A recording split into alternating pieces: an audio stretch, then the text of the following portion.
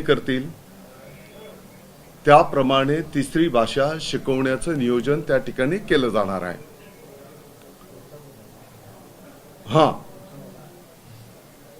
ते नियोजन करीत असताना त्या विद्यार्थ्याच्या त्या वर्गाच्या एकूण संख्येपैकी किमान 20 विद्यार्थी त्यांनी ती मागणी असेल तर ती भाषा शिकवणारा शिक्षक त्या ठिकाणी उपलब्ध करून दिला जाईल। काही ठिकाणी कमी विद्यार्थी जर असतील मग ती भाषा शिकवण्यासाठी ऑनलाइन आणि इतर सुविधांच्या माध्यमातून त्या ठिकाणी सुविधा निर्माण करून दिली जाईल।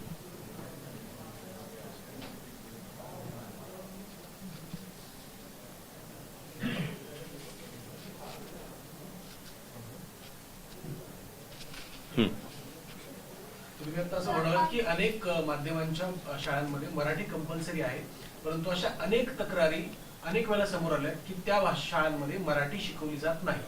आपण हिंदी तिसरी भाषा म्हणून पुढे आणतो, कारण महाराष्ट्रामध्ये हिंदी सोडता अपवादात्मकच काही ठिकाणी काही शाळांमध्ये इतर भाषांसाठी आग्रह होऊ शकतो, परंतु ज्या शाळांमध्ये मराठी शिकवली जात नाही बंधनकारक असून सुद्धा त्यांच्यावर काय कारवाई? बिलकुल असं जर निदर्शनास आलं तर त्या शाळांवर कठोर कारवाई त्या ठिकाणी केली जाईल आणि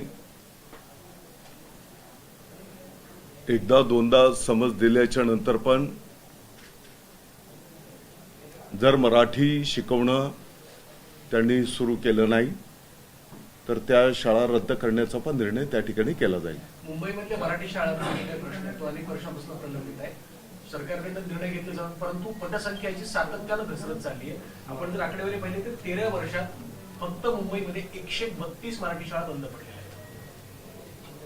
ही वस्तुस्थिती आपल्याला स्वीकारावी लागेल आणि म्हणून या मराठी शाळा कशा टिकतील, त्या कशा वाढतील, किंबहुना महानगरपालिकेच्या पण शाळांमध्ये आपण घटती पटसंख्या पाहतो आहोत आणि त्या दृष्टिकोनातून निश्चितपणे ज्या ज्या काही चांगल्या सूचना येतील त्याचं अनुपालन केलं जाईल।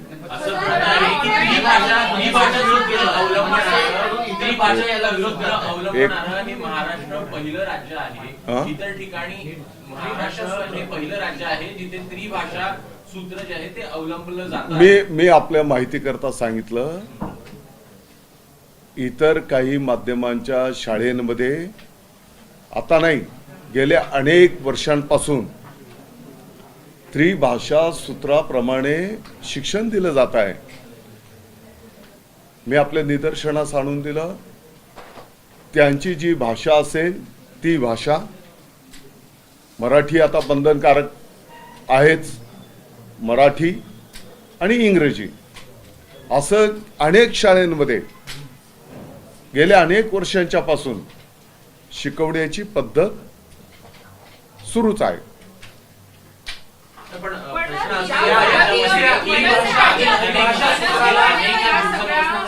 आपण एक पॅटर्न बदलताना दिसतो आहे, त्या याला कुठेतरी विरोध देखील होतोय, अनेक ठिकाणी याला विरोध होताना दिसलेला होता। अशा परिस्थितीमध्ये त्रिसूत्री भाषा हा अवलंब नेमकं कारण काय आहे? बघा, आता सुद्धा जो जिया काढलेला आहे त्यात सुद्धा शब्दांचा खेळ केलाय अशा पद्धतीचा आरोप मनसेकडनं केला जातो। उदाहरणार्थ म्हणजे आधी अनिवार्य केलेलं आणि आता सर्वसाधारण असं केलेलं आहे। त्यांचं असं म्हणणं फक्त शब्दांचा खेळ केलाय, बाकी नियम तसाच कंटिन्यू ठेवलाय असं त्यांचं म्हणणं। बघा,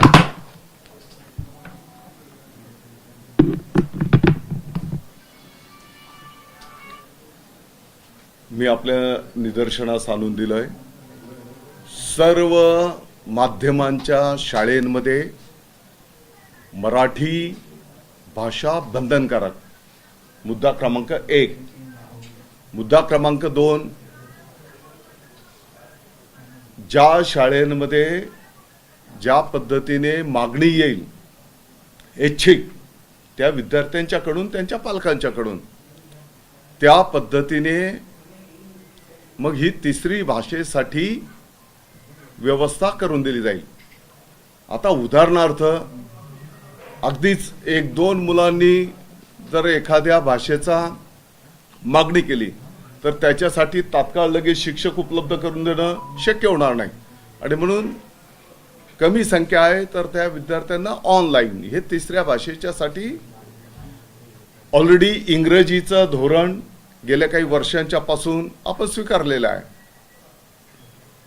आणि मी आपल्या निदर्शनास आणून दिलं की आता मुंबईची गोष्ट जर घ्याल तर मुंबईमध्येच अनेक माध्यमांच्या शाळा गेल्या अनेक वर्षांच्या पासून तिथं त्रिभाषा हे सूत्र अनेक वर्षांच्या पासून स्वीकारलेलं आहे.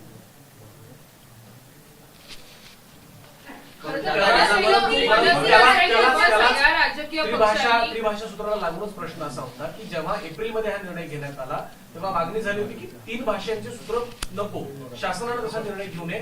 त्यावेळेला चर्चा देखील झाली, परंतु हा पुन्हा निर्णय घ्यावा लागला. याचं कारण काय? आपल्याला दिसून येईल ज्या पद्धतीने 12वीच्या नंतरचं जे वरिष्ठ शिक्षण आहे या संदर्भामध्ये आपण असं पाहतो आहोत की केंद्र शासन विद्यार्थ्यांना गुण पद्धतीच्या संदर्भामध्ये तिसऱ्या भाषेला सुद्धा त्या ठिकाणी गुणांकन असणार आहे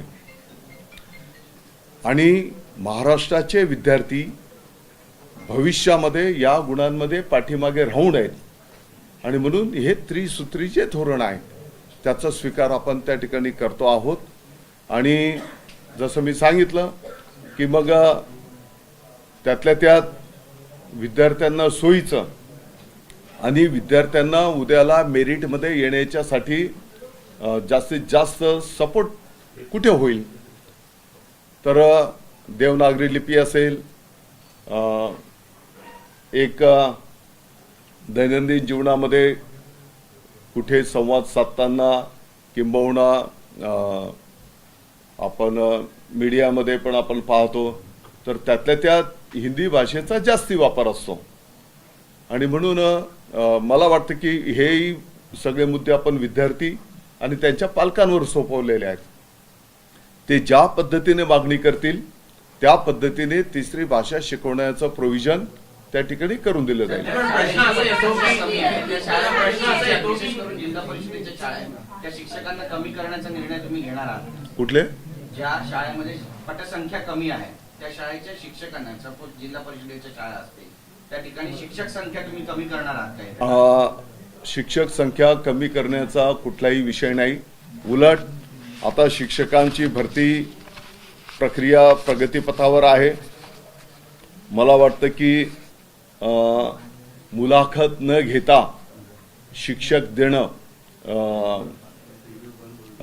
पवित्र पोर्टलच्या माध्यमातून 1000च्या पुढे शिक्षक त्या ठिकाणी देण्यात आलेले आहेत आणि साधारणतः 9000च्या पुढे जे एकाच 10 शिक्षक आपण देतो एका जागेसाठी तर ती प्रक्रिया पण आता सुरू करण्यात आलेली आहे आणि मला वाटतं की येणाऱ्या महिन्या 1.5 महिन्यामध्ये हे 9000 शिक्षक त्या ठिकाणी दिले जातील. तुम्ही आपण जे प्रश्न विचारले त्या प्रश्नांचं उत्तर मी देतो आहे. भेट दिली नाशिकच्या त्या ठिकाणी केवळ 20%च पटसंख्या होती. वस्तुस्थिती आहे. शाळेचा पहिला दिवस होता.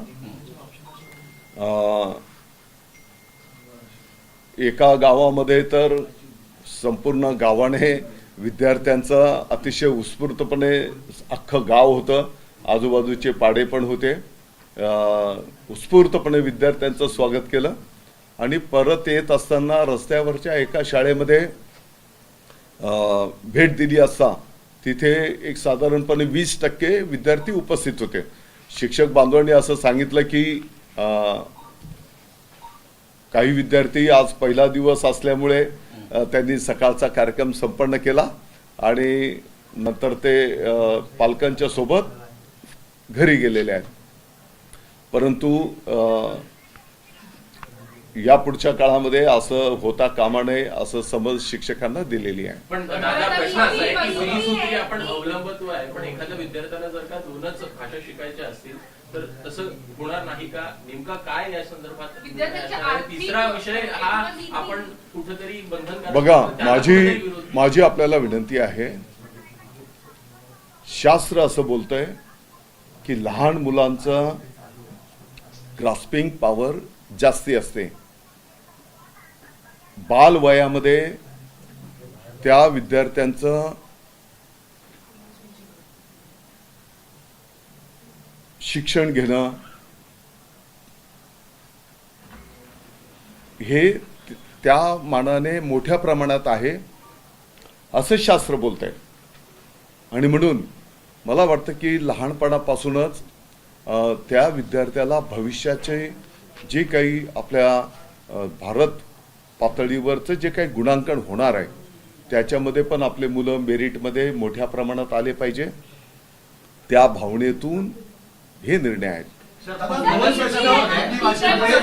दोन प्रश्न पालक आणि शिक्षक विचारत आहेत. पहिला प्रश्न, हिंदी अनिवार्य तुम्ही जे केलं होतं ते मनसेच्या दबावामुळे तुम्ही रद्द केलेलं आहे का? दुसरा प्रश्न, ज्या आता इतर भाषा तुम्ही भारतीय भाषा शिकण्यासाठी संधी देताय तिथे जर 20 पटसंख्या नसेल विद्यार्थ्यांची एका येतेमध्ये तर इतर भारतीय भाषेमध्ये शिकावं लागणार आहे. ते ऑनलाईन पद्धतीने शिकवलं जाईल. ऑनलाईन साठी आपल्याकडे आजही बघतोय अनेक शाळांमध्ये इंटरनेटची सुविधा नाहीये. मग त्या विद्यार्थ्यांना तुम्ही ऑनलाईन शिक्षण कसं देणार आहात? निश्चितपणे ती सुविधा आम्ही उपलब्ध करून देऊ. किती विद्यार्थी कोणती तिसरी भाषा मागतात ते विद्यार्थी त्यांचे पालक त्याची नोंद करतील आणि त्याप्रमाणे ती सुविधा त्या ठिकाणी करून दिली जाईल. पर्याय ठेवणार आहात म्हणजे हिंदी सोबत आणखी कुठल्या कुठल्या भाषांचा पर्याय ठेवणार आहेत विद्यार्थ्यांसोबत? आपल्या ज्या भारतीय भाषा आहेत त्या भारतीय भाषांपैकी ते जे मागणी करतील ती तिसरी भाषा त्या ठिकाणी देऊ. सर, एक असाही प्रश्न निर्माण झालेला आहे की लिपी सारखी असल्यामुळे विद्यार्थ्यांचा गोंधळ होणार नाही का असं पालकांकडनं देखील विचारलं जाते. याला काही सोल्युशन किंवा काही काढू शकतो? म्हणजे जसं की देवनागरी हिंदीमध्ये तसंच लिहितात जसं मराठीत लिहितात, त्यामुळे हेच मी आपल्या निदर्शनास आणून देत होतो की त्यातल्या त्यात कदाचित विद्यार्थी जे मागणी करतील त्यांना जे सोयीचं वाटेल त्या पालकांना जे सोयीचं वाटेल त्याप्रमाणे ती तिसरी भाषा देऊ. दादा, मनसेच्या संदर्भात राज ठाकरे सुद्धा थोड्याशा पत्रकार परिषद घेत आहेत. त्यांनी 4 जून पर्यंतचा वेगवेगळे इशाराही दिलेला होता. या इशारामुळे कुठेतरी महायुती सरकारने हा निर्णय बदल केलाय का? असा बिलकुल काही विषय नाही. या विषयाच्या संदर्भामध्ये अनेक लोकांशी संवाद झाले, चर्चा झाल्या आणि मग त्यांच्यासमोर सुद्धा काही बाबी ठेवण्यात आलेल्या आहेत आणि शेवटी आपलं अंतिम उद्दिष्ट आहे की आपल्या महाराष्ट्राचे विद्यार्थी मेरिटमध्ये पुढे आले पाहिजेत. मग वरिष्ठ पातळीवरचे जे शिक्षण असतात त्याच्यामध्ये त्यांना जास्तीच्या संधी उपलब्ध झाल्या पाहिजेत.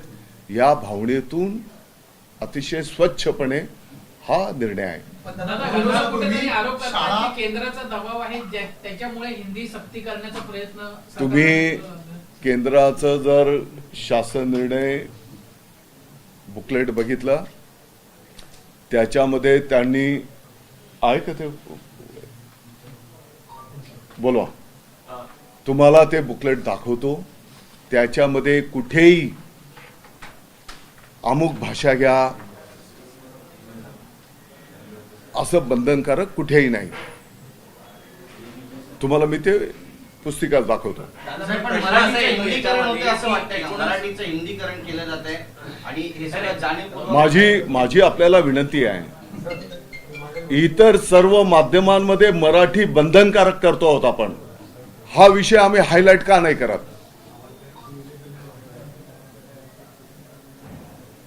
देश पातळीवर छत्रपती शिवाजी महाराजांचा इतिहास शिकवला जाणार आहे, हे आम्ही हायलाइट का नाही करत? गरजा महाराष्ट्र माझा, महाराष्ट्र गीत प्रत्येक माध्यमाच्या शाळेमध्ये गाणं बंधनकारक. आणि जसं आपण बोलले की मराठी भाषा शिकवणं, गरजा महाराष्ट्र माझा हे राज्यगीत, राष्ट्रगीताच्या नंतर सन्मानजनक गाणं, जे शाळा याचा अंमलबजावणी करणार नाहीत त्यांना समज दिली जाईल नाही तर त्यांच्यावर कायदेशीर कारवाई केली जाईल. दादा, मात्र- माझी विनंती आहे. हे सुद्धा सकारात्मक विषय आहेत ना. दादा, बरोबर आहे. हे प्रश्न सगळे सकारात्मक विषय निर्णयाचा नाही याचं स्वागतच आहे. विषय मात्र असा येतोय की तुम्ही कुठेतरी हिंदीबाबत जो निर्णय घेतलेला आहे त्यामुळे मोठा संभ्रम हा निर्माण झालाय.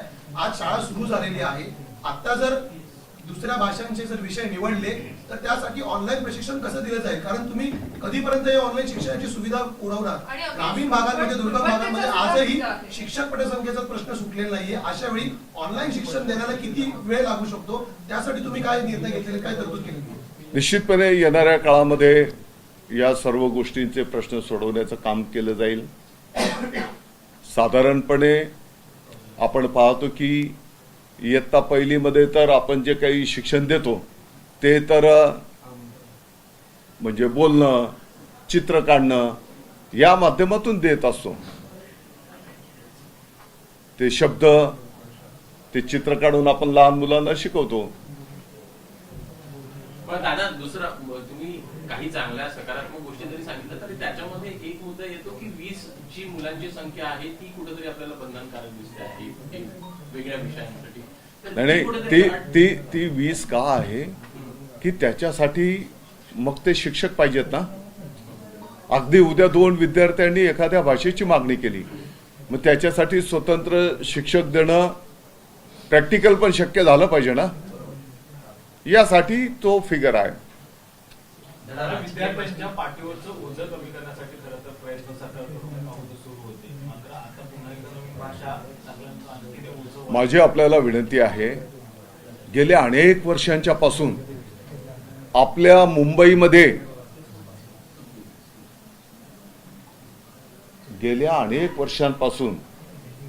मुंबईमध्ये मुंबईमध्ये पत्रकार परिषद आहे म्हणून मी बोलतो आहे. त्रिभाषेच्या सूत्रावर अनेक शाळा सुरू आहेत काही वर्षांच्या पासून. त्याच्यामध्ये त्यांची भाषा प्रथम मराठी बंधनकारक, इंग्रजी या भाषा आहेतच ना. आता हे काही नवीन केलंय अशातला काही भाग नाही. आणि उद्याच्या स्पर्धेमध्ये देश पातळीवर आपले महाराष्ट्राचे विद्यार्थी पण पुढे गेले पाहिजेत. या दृष्टिकोनातून हा निर्णय आहे. तिसऱ्या भाषेला पण भविष्यामध्ये देश पातळीवर महत्त्व, त्याचे गुण धरले जाणार आहेत. ते गुण आपल्या विद्यार्थ्यांना पण मिळायला पाहिजे, ही या निर्णयाच्या पाठीमागची भावना आहे. आता कुठे मला आणखी हिंदीमध्ये आणि हिंदीवालेच आणखी प्रश्न विचारत आहेत.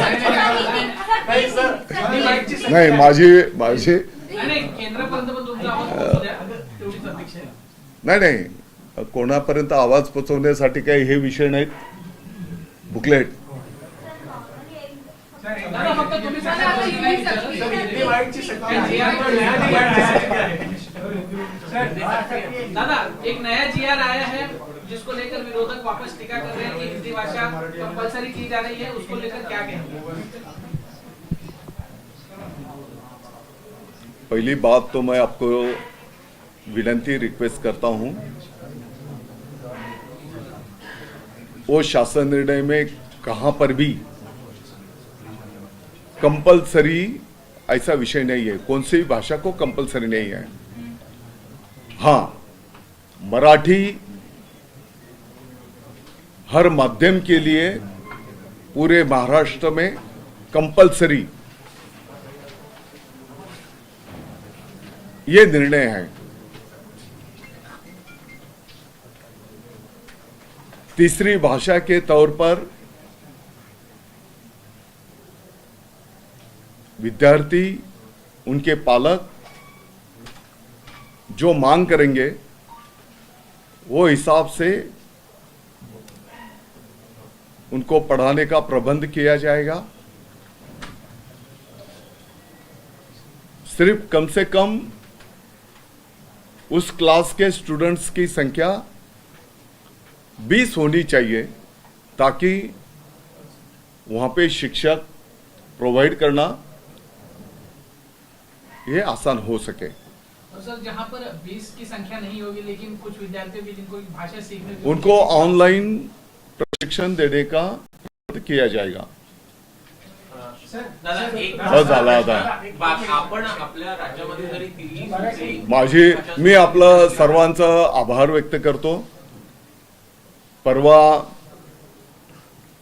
शाळेंच्या प्रवेशाचं नवीन वर्षाचं स्वागत विद्यार्थ्यांचं करण्याच्यासाठी स्वतः माननीय मुख्यमंत्री महोदय देवेंद्रजी फडणवीस साहेब, उपमुख्यमंत्री महोदय माननीय एकनाथजी शिंदे साहेब, माननीय अजितदादा पवार साहेब यांच्यापासून सर्व मंत्रीगण, सर्व सन्माननीय खासदार, सर्व सन्माननीय आमदार, सर्व स्थानिक पातळीवरचे लोकप्रतिनिधी, ग्रामस्थ, पालक आणि आपण सर्वांनी सुद्धा अतिशय उत्स्फूर्तपणे विद्यार्थ्यांचं त्या ठिकाणी स्वागत केलं.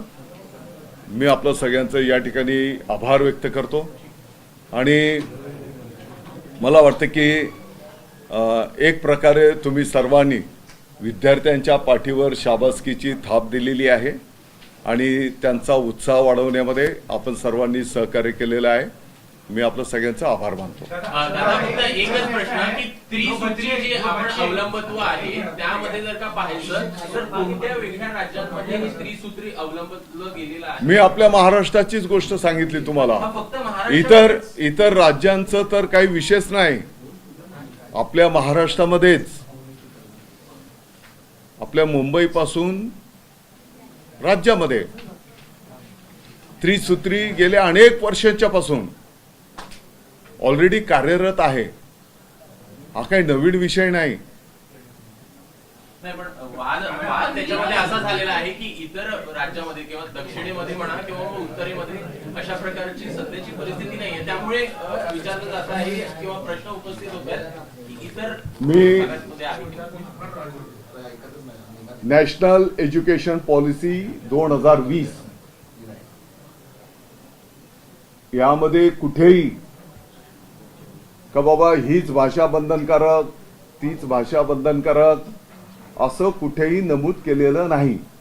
म्हणजे आपण जे बोलत होते की आपण केंद्राच्या दबावाने हे करतो आहे, काय करतो आहोत, उलट त्या राज्याच्या भाषेला प्राधान्य देण्यात यावं असाच उल्लेख त्याच्यामध्ये आहे. तथा जो बच्चों ने तीसरी भाषा में अगर कोई विकल्प नहीं चुना, कोई और भाषा का, उनको स्वातंत्र्य है, उनको स्वातंत्र्य है. नहीं सर, जैसे तो उनको तीसरी भाषा कौन सी सिखाई जाएगी अगर उन्होंने ऑप्शन नहीं चुना थर्ड लैंग्वेज? उनके ऊपर है, वो नहीं मांगेंगे तो हिंदी